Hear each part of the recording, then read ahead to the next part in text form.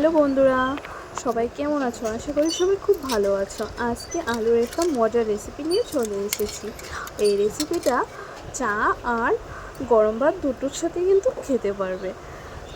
So ভিডিওটা skip না করে দেখে নাও কীভাবে বানাচ্ছি।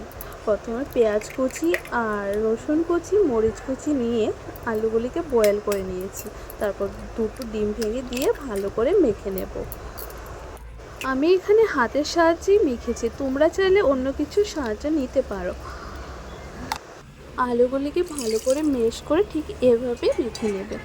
তারপর গুল গুল ডো বানিয়ে কড়াইতে তেল গরম হলে তারপর ছেড়ে দেবে। একে একে বড়াগুলি দিয়ে বড়াগুলি দু পিঠ ভালো করে ভেজে নিতে হবে। তবে এক্ষেত্রে খেয়াল রাখতে হবে যাতে বড়াগুলি পুড়ে না যায়। এবার এরকম লাল হয়ে গেলে বেশ তৈরি আমাদের বড়া। আর যেহেতু আজকে বৃষ্টি এসেছিলো, খেতে কিন্তু দারুণ হয়েছিল। অবশ্যই ট্রাই করো।